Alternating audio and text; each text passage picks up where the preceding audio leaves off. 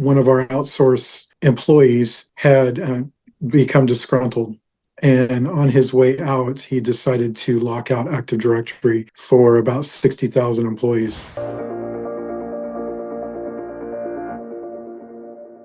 Welcome to the CNL podcast, where we dive deep into the minds of IT and security professionals to uncover their experiences, challenges, and best practices in today's ever-evolving tech landscape. I'm your host, Sedric, also known as your cyber expert. Today, I'm thrilled to welcome Ryan Yanez, cybersecurity manager at Nippon DynaWave Packaging Solutions. Thanks for joining us today, Ryan. How are you doing?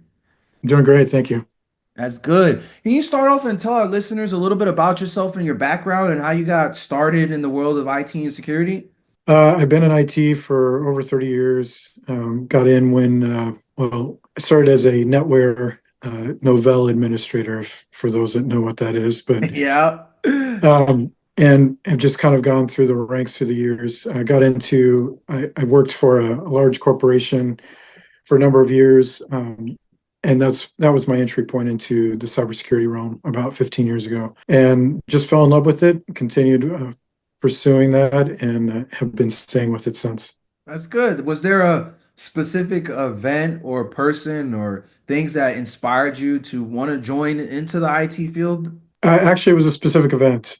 We hired a. This was in the world of everything was outsourced, and one of our outsourced employees had become disgruntled.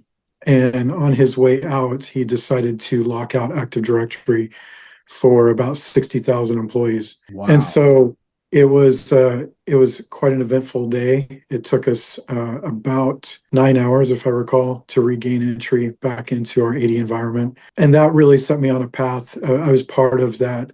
I mean, it wasn't really called Blue Team back in those days, but I was part of that team. And so the thrill of it, the excitement, the pressure, all of that was really enticing to me. And so I continued down that rabbit hole, so to speak, from that point on.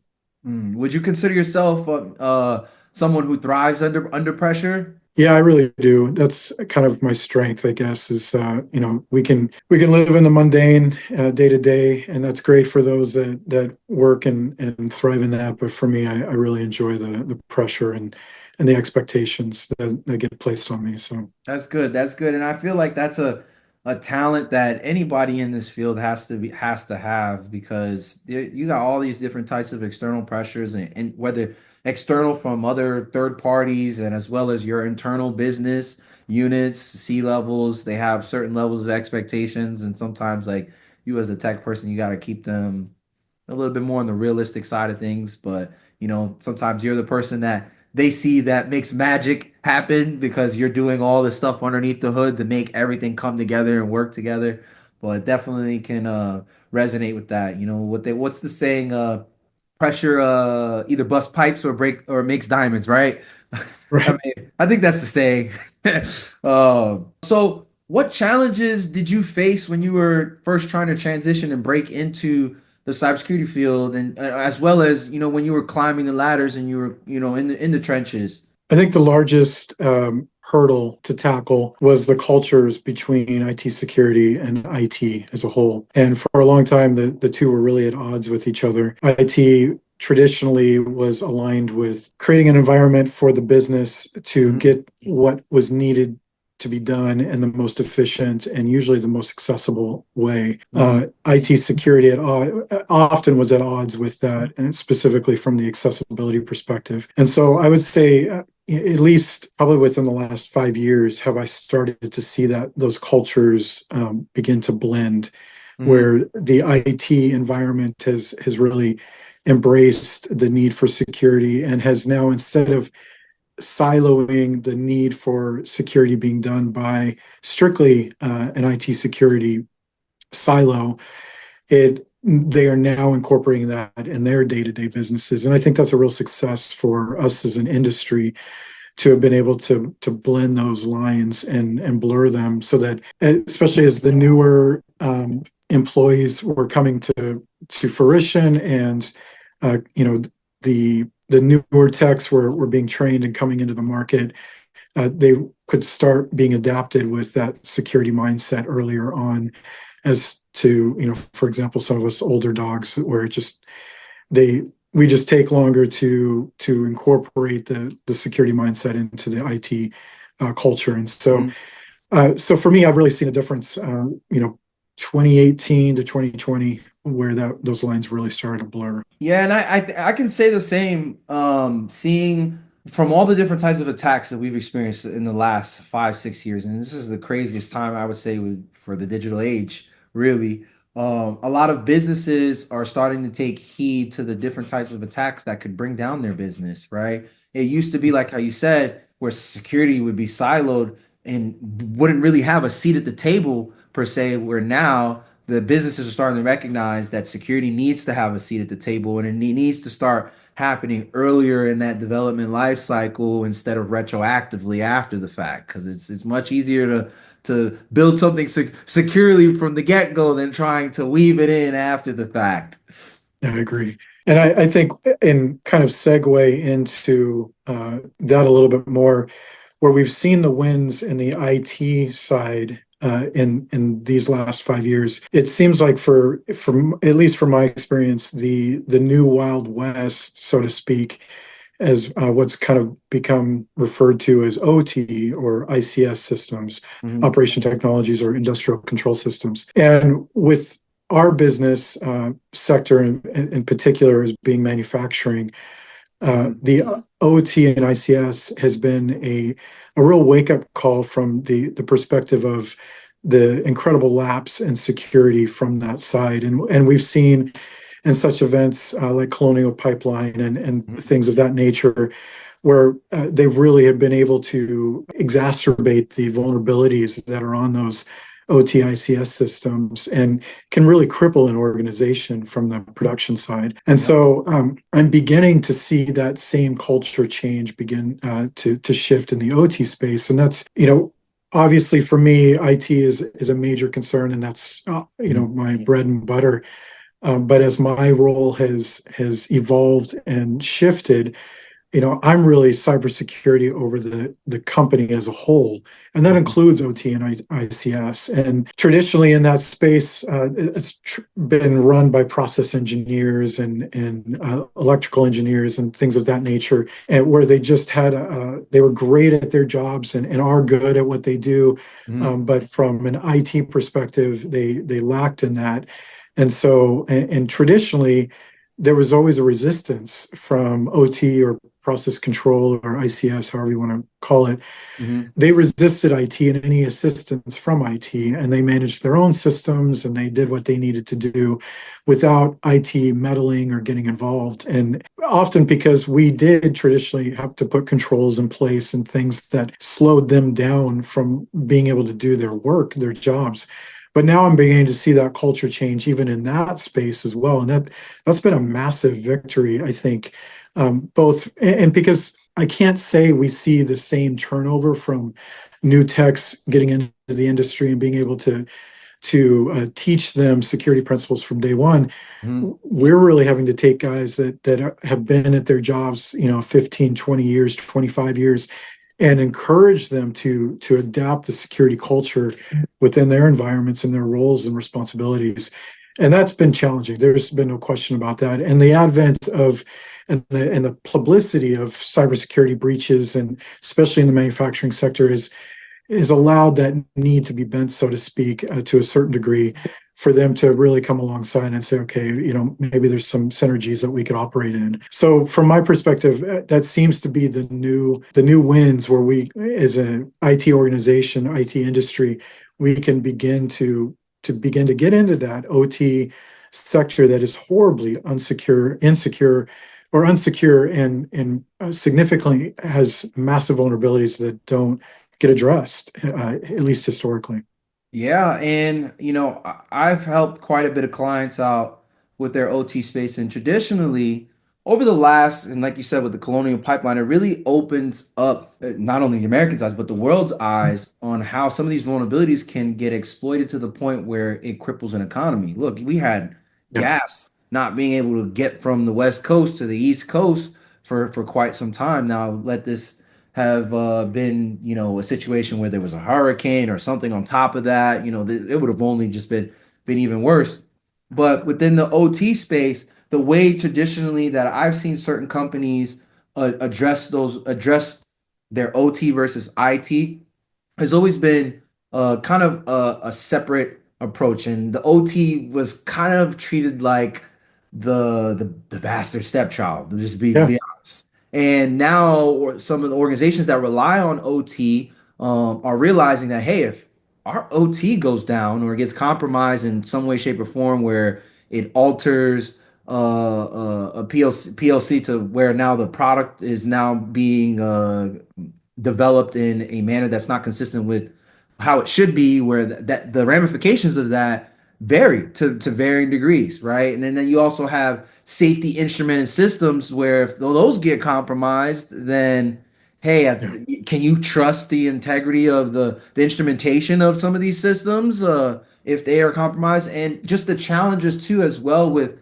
assessing some of these systems, because you can't just load up Tenable, Nessus, or Qualys and start scanning these things, right. because sometimes they'll just fall over. And then now that you really got the business and some of these process engineers coming at you. So it definitely takes due diligence, and you got to figure out how you're going to approach and stand up like lab versions of your real world systems that you have, and start to figure out what that security posture is. With that being said, what in your space right now, in your industry, what do you see as the biggest security threat right now, and how are you guys combating it? Well, I mean, it's always the people. But Everybody says that. yeah, Everybody says that.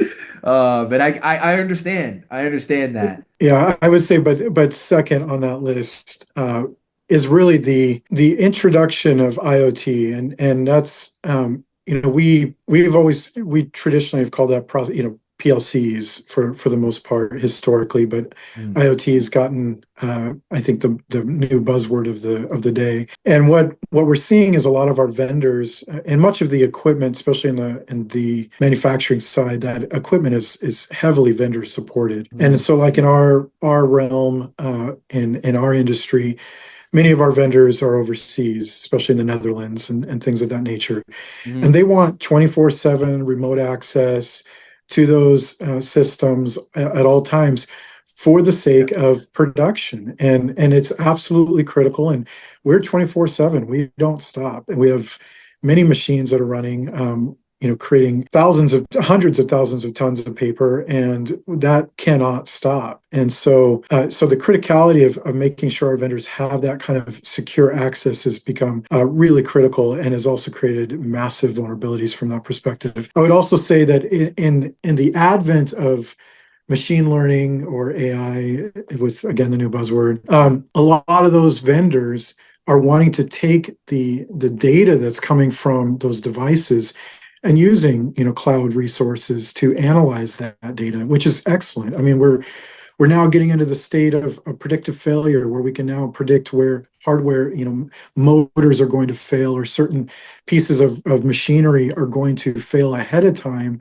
mm. based off of the data that's coming out of there in a live state. So these have tremendous benefits for us to be able to capture and use that information accordingly, but that data has to be measured. And in order for that data to be measured, they want to use cloud resources for that. So now, traditionally, this data either would go to your local historian, they now want that data off-prem and into their cloud resources, so they can measure it with their own systems and do analytical, predictive basis. So with that in mind, I think that's become the new threat. Is this where we could air gap that technology in the past? We're now really having to create avenues for that data to get out. And how do we handle that securely? How do we make sure that the data is being only the right amount of data is being sent, not all data, and then manage that accordingly, and then audit that on top of that. So it's that field for me. That's our new area that we're really having to tackle and get our hands around. Yeah, and you're not the only one. And having to figure out how to do it securely, it's really going to come down to having the right program in place and doing that due diligence, right? Trusting but verifying. Yep. Sometimes it might take if you're this is just talking in general terms, it might take loading up a proxy and seeing, hey, what's actually being sent across the wire to this to this CSP or to this vendor, or actually talking with the vendor and asking what data points are you actually capturing? What are you doing to minimize the amount of data to only what you need, and making sure that our sensitive data that may contain intellectual property or personal information, personally identifiable information, is being stripped or de-anonymized in some way, shape, or form. And how is that being shared securely? Is this data being used to train a model that is that everyone is going to have access to this data, or is this a model that's private in its own tenant just for you? Just things along those lines. It's like it's opening up the doors to so many questions, and just based off my experience with some of the vendors that I have worked with, this is all new to them too. So Yeah. we're all figuring this out, right? Yeah, and that's an excellent point, especially with the vendors, because when we have pushed back on those specific key points in relationship to the data, often they don't know themselves. And so they have to go to the data scientists that they have either contracted out themselves or have deep embedded in their organization to Mhm. really find out that. And so they themselves are just, for a lot of them, they're just, well, give us everything. And no, you're not going to get everything. You're going to get exactly what you need. And we're going to set, and that's the other aspect, I guess, too, is that we need to make sure that we have policies in place. We need to make sure that we have all the things ahead of time, because our vendors are going to be asking for things that we won't be prepared for. Yeah. And so if we don't have those policies in place, if we haven't already discussed how long do we want this data out there, how's that data, what's the standard that we're going to allow that data to be protected at, and what level of data is, like to your point, the data points, these are massively important aspects of our business and our competitive advantage too. These are things that our competitors want to know data too. They want to know the efficiency of our paper machines. They want to know we're one of the highest quality liquid packaging makers in the world. And so it's not just one of those kind of things where oh, you're just a paper maker. No, there really is true competitive advantage in being able to keep these trade secrets truly secret. And so once that data starts to leave the organization, it creates all sorts of vulnerabilities. And those same vendors are also vendors with our competitors. So Yeah, so of course they don't really, I'm not gonna say they don't care, but to them that's not their real top priority. right. And just in my experience, it's about them bettering their product, getting them the competitive edge over their competitors per se. And definitely, if some of your intellectual property that are trade secrets get out there and now it's available to your other competitors, then now that can ruin your competitive edge in the market, right? And decrease your market share of revenue that you're bringing in. So definitely can understand that. You got to make sure you have a good security program that's addressing all these risks, and it warrants having those conversations within your business to make sure you guys are doing your due diligence, basically. So for your day to day, what does a typical day to day look like in your current role at Dinaware? So I mean, first and foremost, it's checking alerts. What came in through the night. Mhm. Obviously, we have a SOC, and the SOC is fully engaged and keeping us aware of when eyes can't be on glass. But it's going through the alerts and determining what is out there, what's current, and then begin to do any type of threat hunting. I would say, when 4 years ago, even. Threat hunting was maybe a once a week activity. Mhm. Now it's multiple times a day, and so that's Yep. really just the shift that's happened, and it's just making sure that any type of potential breach isn't a true breach, and that and the only way to do that is to investigate it from beginning to end. And so that, I think, is probably what consumes the large point of my day is just threat hunting and investigating and making sure that we're not allowing any potential vulnerabilities that are being discovered not being acknowledged. In fact, I just had a conversation with some engineers the other day. CIST is incredible. They really, or CISA has been a really powerful organization to help OT in this space Mhm. predominantly. But I was reading one of their red team exercises that NIST had conducted, or CISA did with NIST in conjunction with NIST in the manufacturing facility. And it was fascinating to see the entire exercise that they walked through, to be able to actually be to breach the production side. And it was through a known vulnerability that CISA had advertised, that the business had acknowledged that they had this vulnerability, but didn't get patched. And I think that's one of the biggest issues in today, especially with the OT space, is that we're not just dealing with an implementation and you can patch that implementation going forward. We're dealing with technology that is 20, sometimes even 30 years old, that's Yep. still out there. And those patches, they may have been patched at one time, but they're not supported and haven't been for 15, 20 years.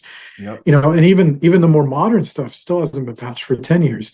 So you're dealing with vulnerabilities that, yeah, there may be patches out there, and CISA may have put a bulletin about it 5 years ago. But the reality of it is you are taking an environment that has been, for the most part, completely stagnant, and now you're beginning to try and patch vulnerabilities within that space. And what we're really finding is it's just impossible. It's not even the analogy of, the how do you eat an elephant? I mean, this is far more than one bite at a time. Now, there are clearly some of the low-hanging fruits and things that you can deal with that, but what we're really having to tackle with, and this is what I find kind of becoming more of my day-to-day, is those devices that will not be replaced anytime soon, that have been out there for 15, 20 years. They're solid. Half the time, the organization that created the software doesn't even exist anymore. Yep. And so you are having to safeguard those and really create, a different rule, specifically firewall rules and things of that nature, to really ward off against those known vulnerabilities that we can't do anything about. And so ensuring that they're, truly ring fenced off from anything else that could be impactful to them, and that's extremely daunting. I mean, when you're dealing with 2,500, 3,000 IPs out there, and you're just having to start from the scratch. Yep. It's daunting. But I think with the advent of, there's some new technologies out there. I'll keep the vendor names out, but that are really starting to. I think the coined term right now is virtual patching, Yep. and that has really been, I think, a game changer for us in this space of devices that cannot be patched because they haven't been supported for decades in some instances. So, and it's also hardware that we will not be replacing anytime soon. So it's that, I think, is really identifying that and finding ways that we can mitigate those threats has become increasingly more of my day to day. Yeah, and I can definitely commend you. You got a nice challenge there, and especially when some of these, like you said, they're not supported anymore. Some of these devices they're not supported anymore. They can be very critical, if not the basis or foundation of all your business processes. And you've got people who are scared to touch these things because if it goes down, who's to blame?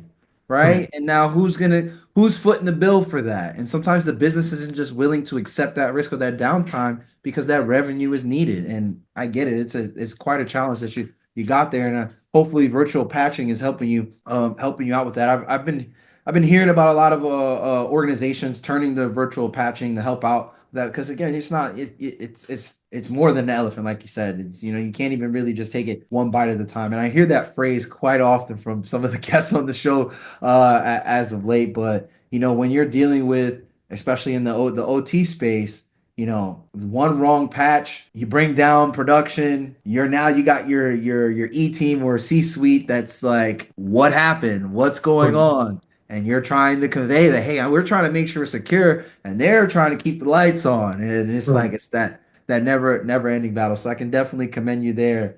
So how do you stay up to date with the threat landscape? So I attend conferences. That's probably my biggest one. I mean, obviously, I think we all, attend our webinars and things of that nature, but I really thrive on being able to be face to face and ask direct questions and things like that with individuals. And so I'll pay attention to the latest cybersecurity. Again, I'll keep the names out, but the latest cybersecurity conferences that are out there, and I'm starting to, again, this has been kind of a desert in this space from the OT side, but a lot of these trying to stay vendor neutral Hmm. vendors are now beginning to address cybersecurity concerns in that OT space, and so waiting and seeing when those come up as well. But that's been the biggest area, is really just trying to stay engaged with what's the industry saying, how can we tailor that towards our needs, and then address that, with face-to-face discussions and network. And so, and that's actually why I found you guys, was just try to network with other cybersecurity professionals in the management space, and being able to learn, how are we tackling this, and let's do this together. Because I don't know how long you've been in IT, but when I first started, knowledge was power. You determined your worth by how much knowledge you kept, and Hmm. you rarely shared that with individuals. And nowadays, the collaboration and sharing that knowledge has become so beneficial and so key. And so I really try and embrace that as much as I can when we can find other experts that are in our field, so that we can share and glean from each other, and just try and determine what's working and what's not. So Yeah, you've got three times of experience as me. I've been in the game for about 11 years now, and I wouldn't be as far as where I am now if people didn't share their knowledge, right? I learned a lot. I learned a lot from blog write-ups, watching a lot. I've watched hundreds of hours of talks at Black yeah, Hat, DEF CON. And oh yeah, by the way, feel free if you want to name drop some vendors that you feel are doing good things in the space, you go ahead and you're fine to do that. But yeah, honestly, if nobody was sharing knowledge, I wouldn't be as far as where I am in my career. It's been the key, is taking that information from others who were in the trenches and did the research, and they put it out there for others to then take actionable steps from that research to help companies out.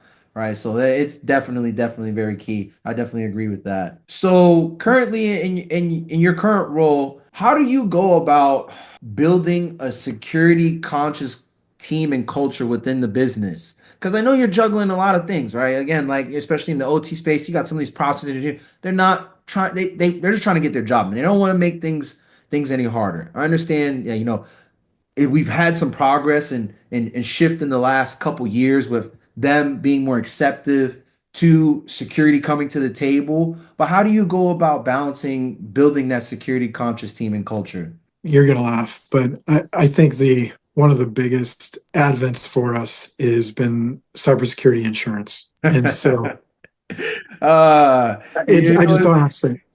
The insurance companies come in and they have hard stance requirements mhm. that they require, and that's the teeth.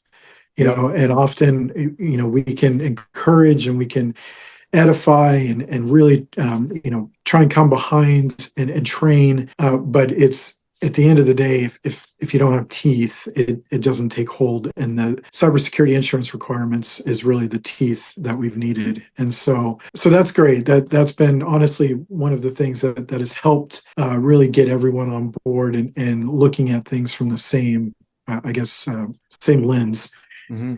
The other thing too that I would say is celebrating our wins together. And so when we are able to achieve a certain cybersecurity initiative, that it's not just IT or just not IT security, Hmm. it's process control as well. It's the engineers too. It's a collaborative success for all of us involved. And I think that gives them the ownership to feel like that they really have a piece in this to play as well. Because I mean, like you had alluded to earlier, is something as simple as active versus passive scanning. Like we cannot run active scans in the OT environment, and can only do passive scans. So the amount of information that we can do is very limited in that space. But partnering with the engineers, partnering with the process stewards in those areas, they're able to provide a lot of that data that we can't get from the active scans, or that we can't get from the passive scans because of the active scans being. And that's, you would think that, well, that's, it's limited in somewhat of the data, but it really isn't, because it's giving them ownership. They're going out and they're doing some of the hands and eyes that would be traditional from the software discovery that we would get from active scans. And so being able to partner with them, and yeah, we get the IP addresses and the MAC addresses and the things that we get from a passive, but they're able to give us actual versioning information and the Hmm. data that we can't get from the active scans, because they now feel like they have the ownership in this. And then when we're taking that, something as simple as just that data collection, and then combining that with the success of the rollout and whatever we're trying to achieve, they now feel like they're being celebrated in the process. So it's kind of a little psychological thing, I guess. Hmm. But just having them be a part of the successes as we go that, and then encouraging our C suites and to celebrate those victories, and really highlight those. And they really have come on board. I think that's one of the biggest, I guess, keys to success for any organization is just having your C team come on board. And if those guys will buy into your vision, and again, that's part of your responsibility. You have to communicate that, and you have to be able to sell that to a certain degree. But um but if you're able to do that and get them to come on board, man, you have the biggest champions in your back pocket. And so um then doing things like celebrating the wins and being able to include those process engineers in that, they get excited about that. They get excited about the bonus that they might get out of that win, or they might get excited about exploring anew. Now I've got some of our process engineers sending me emails about, hey, we got this cybersecurity conference that one of our vendors is asking us to attend. Never would happen, never. Hmm. And now they're buying into it. Now they're starting to adhere to that cybersecurity culture because one, they're getting financial benefits from it, and two, they're getting celebrated by the business. Yep. Yeah, definitely. I can definitely agree with you there. I've worked with hundreds of shops as because I've been a consultant primarily throughout my whole career. So I'm used to working with a different client almost every single week. And I've seen the shops that have buy-ins from their C-suites and the shops that don't. And the shops that don't, they're just doing checkbox exercises. And most of the time, they end up coming back to us because they didn't follow the remediation plans that we laid out. Just things that were low hanging fruit were not addressed, or the things that they've been trying to speak up to their management about to invest in hasn't gotten the attention that it needs. And then when the crap hits the fan, that's when things starts to get really real. So when you have that buy-in from your leadership, it makes it exponentially easier to go ahead and accomplish whatever objectives that you're trying to accomplish for the business from a security perspective. So I definitely could agree with that. And that wasn't overnight. I mean, that was strategic, and that took, a lot of years of trust and relationship building. So, but that it is key. You can't be successful without it. Yep. And again, I think some of the ransomware attacks in the OT space have also opened the eyes to some of the C-suite, like not only Colonial Absolutely. Pipeline. I know Clorox was that this year. I think Yeah, Clorox Clark's. was Yeah, tail end of 23 into 24. Yeah, Clorox was at the point where they were losing millions a day. And when you got the bigger shops, if especially when your OT environment is compromised, either you're starting from scratch or you're gonna pay because Yeah. you want to stop the bleeding, right? And you definitely not commend anybody who's ever in the position who's forced to pay. And that kind of brings me into another question to kind of switch gears here. What is your philosophy on paying ransoms? So I did go to our VP of finance and encouraged him to open a crypto wallet, just in the case of where things go sideways. And that was early on because our disaster recovery was poor. There's no other way to put it. And as time has gone on, my confidence in our disaster recovery posture has strengthened. And again, this is where the C-suite buy-in came in. They were willing to make the investment to get our disaster recovery up to a place where we could withstand a significant breach or ransomware activity. And so that at this point, I would not pay a ransom. I'm confident that our DR would be able to recover from a significant breach. But I'm confident in the tools that we have. And granted, like, trust me, knock on wood, like we take all the measures that we can, and we will never let our safeguard down from that perspective. And we have a lot of tools, and our business has made significant investments in the security space. But That being said, I'm feeling far more confident in that place because of the investments, because of the work that's got into strengthening. And so I would not encourage our C-suite to pay a ransom in light of a breach. And because I do feel, one, we would be able to significantly isolate the impact because of the tools that we have in place, and two, our disaster recovery is robust enough to now recover from an incident like that. So that's where my philosophy is at. Now, if you are a small shop and your DR strategy is hurting, I'd buy some Bitcoin. Yeah. I Yeah, mean, and it's because go ahead. I think the last stat I remember reading was somewhere upwards of over 50%.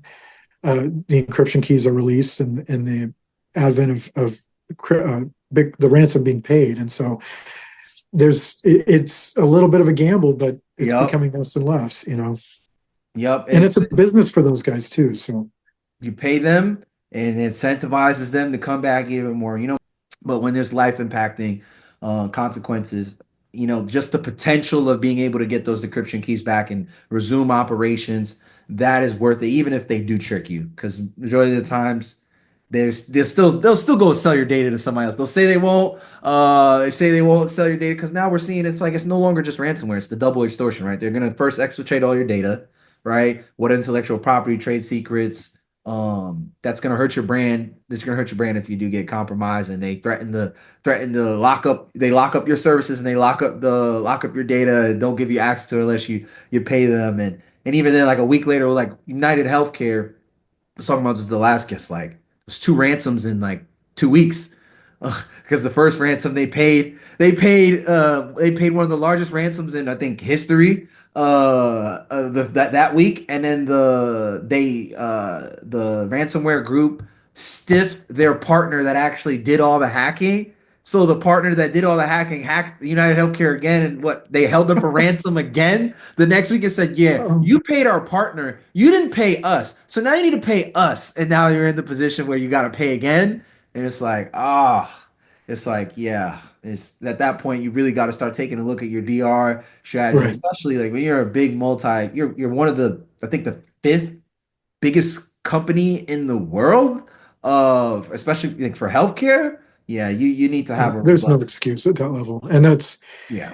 yeah, that's when terminations need to happen because you've have the wrong people in the wrong roles, and so and I say that knowing that that's part of our role, our responsibility is disaster recovery first and foremost. That's at the Yep. top. Like we haven't really talked about it, but it just goes without saying. That's part of our OT strategy. That's part of all disaster recovery first and foremost. And Yep. so that has to be part of that. And like I said, when I started in my role with this organization, the DR was atrocious. Like there was very little investment that had Mhm. gone into it. And so over time, we've been able to build that up, and that because again, it's first and foremost. So yeah, I agree with you for the most part. I think if your backups are encrypted and part of that encryption, you're in trouble. And depending on the size of the organization, small businesses for the most part, I think a lot of them can withstand a significant breach to that degree. But larger businesses, if their DR is crippled, they're in trouble. Yep, yep. Now you got to deal with not only the remediation costs, the fraud and identity monitoring, and all this stuff, the fines for whatever frameworks that you were found to be in violation of. So it's just a lot of irons in the fire there, So especially like you said, I truly don't feel that there's an excuse when you're that big.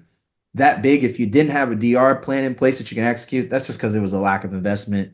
And like how you said with the organization, when you came on board, you identified that and you started working towards that. And that's what organizations need, is people like you who are going to call these things out, articulate the risk to the C-suite so you can get that buy-in, and then go ahead and execute a strategic plan to bring that maturity up in whatever areas that you feel are immature. So that definitely can resonate with that. So like let's say let's if you could go back and give yourself one piece of advice when you were first starting out in your career, what would it be? One piece of advice. Um, For me, it'd uh, be invest in more crypto. I was going to say buy more Bitcoin, but early on. uh, Yeah. I would say don't spend so much time on career advancement. mhm, Life balance is really important. And I sacrificed a lot of that in my early years, unfortunately. And I think I would have gotten to the same place I would have anyway, mhm, without the cost to my family. And so again, that could just be because of the old school mentality from where I came from. But that would be the one piece of advice I'd give myself is focus on your family. Your career will come, your advancements will come. mm, Because that doesn't change your drive. It doesn't change who you are, your professionalism. None of that changes, as far as being able to execute. And in the end, you are able to have more memories, I guess, as your kids get older. And so for me, that's a big thing. I think the other thing too, especially in the early years, I spent a lot of times on certificates, mhm. and I would venture to say that they served some benefit in the early days, but as experience continued to grow, they had less value. And Mhm. so for those coming out of it, yeah, I mean, the last certificate I went for was my CISSP, and that I think that's it. I don't think I'll do another one, and because it's just the value isn't there, and the Yeah. time to commit. So Yeah, I can definitely resonate with that, especially from the certificate and the work-life balance. You know, typically, when I was, cutting my teeth in first half decade, I was really focused on just learning, being immersed behind this computer like 15 plus hours a day, not really having that balance because, at the time I was just really making sure that I had the competency and I was a specialist and that I could go after some of these positions that are paying top dollar. But in reality, I did lose out on quite a bit of time when my son was younger, and I realized that a little bit later on, sooner than I like. That hey, I'm missing out on a lot of memories that we could have been making, And I kind of came to the same epiphany per se that hey, I almost still got to where I was now. It may have taken me a little bit longer, but those that time with your family is priceless, right? You can't get yeah, that back. So I can definitely understand what you mean by that. And I'm trying to make sure I live by that and embody that now every day, even when I'm sometimes like I don't feel like I'm working because I love and I truly enjoy what I do. So when I'm trying to solve some of these problems, like I can get lost behind this computer screen for hours at a time to the point where my wife's like, "Are you gonna come to bed? And it kind of diminished some of my friendships too that I've had throughout the years too because I'm just so focused on my goals, right? My goals and helping out the organizations that I'm helping out, and kind of some relationships kind of took a hit to that. So having that work-life balance is really key. I can definitely understand that. And as far as like with the certifications and stuff, I can resonate with that. They serve its purpose as far as like starting a conversation with a hiring manager, getting you past that applicant tracking system. But at the end of the day, it's about the skills you have. Because you can right. have, like, as you can see, I got quite a bit of certifications. I got the CISSP as well. But to be honest, I have interviewed candidates that have had alphabet soup behind their name, but when I asked them like, "Hey, how would you go about, running a PowerShell script within this Active Directory environment on every system?" They couldn't even explain the concept of rolling out a GPO, and it's like you got some work. You kind of got a little bit more work with more work to do, and the skills are really what's more important than anything. Like, and with the certification game, I feel like it's become a money grab per se. I'm not gonna name any specific certifications, but it's a never ending revolving door of continuous professional education, and I get it because you have Yeah, to keep your skills up to date. But at some point in time, I feel like there's other motivations of what's driving some of these organizations with their requirements. absolutely. Yeah. No, So and that's been I've worked with people that had those alphabet soups, and I feel like this is kind of circa 2000 all over again. Where everybody was after the MCSE, and everybody had to have an MCSE, and there was just this flood of people that had the certificate behind their name, but Mhm. had no experience. And so, I'm beginning to kind of see that cycle over again where they've got the letters behind their name, but they don't have any real world experience. And Mhm. to your point, they make it through the hiring process, but then you sit through with them and work side by side, and you're just like, you're kidding me, right? So Yeah. it's been, yeah, I get the experience, get the real world behind you, and don't worry so much about certificates. Got you. Got you. Definitely can resonate with that. And hopefully for those who are just starting out on their journey, they can take from Ryan's advice. It's not just me saying it. And you're not the only guest that we've had on the show that said something similar. So hopefully it starts to really resonate with some of our listeners, and they don't get discouraged, when they're coming in. They focus truly on the skills, because the skills will pay the bills. Yeah, So as we're talking about, skills, what do you feel is the most important skill that a professional in this space needs to develop? that's a great question. Which space specifically? As in within the cybersecurity space as a whole, whether that be, technical skills, soft skills. That's usually some of the main answers that we get. um we get there. For me personally, like, what I feel is the most important in the IT or cybersecurity space is the soft skills, right? Because if you can't communicate with people in a Yeah, that's manner what I where was they gonna say. actually, like, they understand, or in a manner that's not condescending or making them feel like you're hassling them. Like, you gotta have that gift of gab, per se, to be able to get people to do what you need them to do, right? Without actually, again, making them feel bad about what they did previously, or making them feel like, hey, why don't you understand what I'm trying to tell you? You're like trying to understand how to tailor that message to the audience that you're working together with, kind of something along those lines. Yeah, excuse me. I think if you're going to get into the management space and get into where you need to interact with other managers, other C-suite level, you've got to have those people skills. You've got to have the ability to communicate highly technical things at a base level that they can grasp. And but you also have to have the ability to understand those technical aspects. Mhm. I think there's some of the best skills people that I've ever worked with had horrible soft skills, horrible people skills, but they were absolutely brilliant at what they could do.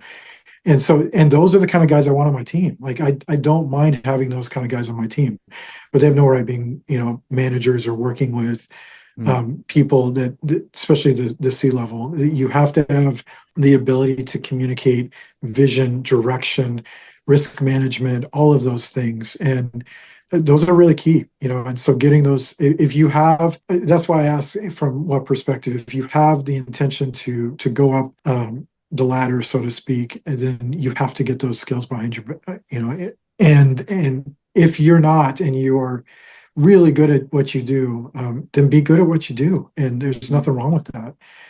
So I think that would be my advice is just get the people skills if you want to work with other people in management positions.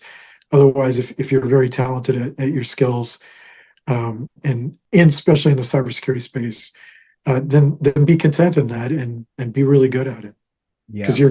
you're gonna be a really high asset on someone's team. Yep, I can definitely agree with that, and I feel like there's the need for both sides, right? Yeah. You need those who want to be in the technical weeds of things and then excel in their craft, and you need those who can actually control all the pieces on the board strategically to accomplish whatever vision or goals that the business has. So definitely can understand that. So Ryan, when you're not fighting cyber threats, what do you do? What do you enjoy doing for fun? Well, I love hanging out with my kids. I mean, that's, I feel like in a lot of ways I've gotten a chance to capture back some of that I lost in the early years. So I like to take advantage of that. So, whatever they want to do, hiking or, get outside. We live in the beautiful Pacific Northwest. And so when it's not raining here, we have beautiful hillsides and beach. And So there's all sorts of options.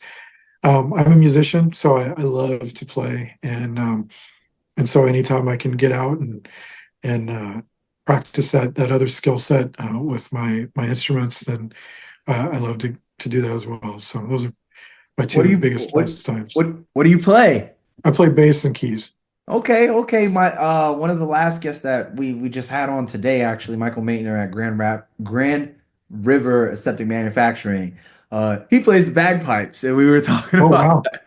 Yeah, I was like, I love music. I'm a music head. I listen to all different types of music. I love the fact that music can elicit a lot of different emotions and chemical reactions, yeah, depending on what you're listening to. So music is very powerful, and it's been something that's helped me throughout life do a lot of different things, like just times where I've been depressed or times where, I need to get a little extra motivation or focus, whatever the case may be. Music has always been like my go-to escape. So yeah, definitely can understand that and appreciate the craft, especially as so what goes into making music these days. It's a lot. But thank you, Ryan. I appreciate you coming on the show today and sharing your incredible insights and experience with us today. It's been a pleasure. I would love to have you on the show again. We can dive a little bit more deeper into some of the OT topics or whatever you like to discuss. But for our listeners, where could they find you to connect with you if they want to connect with you, Ryan? well, I'm a unicorn wrangler on LinkedIn, so you're not going to find me very much out there, but Instagram, Ryan _Yanez. So, Okay. All right. I'll look you up after this myself. I'll give you a follow. Show up, show out for me. That's my name. If you see a guy that's in a cage fighting somebody, that's me. I'm also an MMA fighter. So oh, nice. yeah, yeah.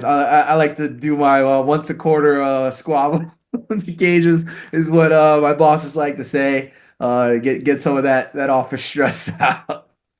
But that's awesome. So for our listeners, you can connect with Ryan on Instagram for Ryan underscore Yanez on Instagram.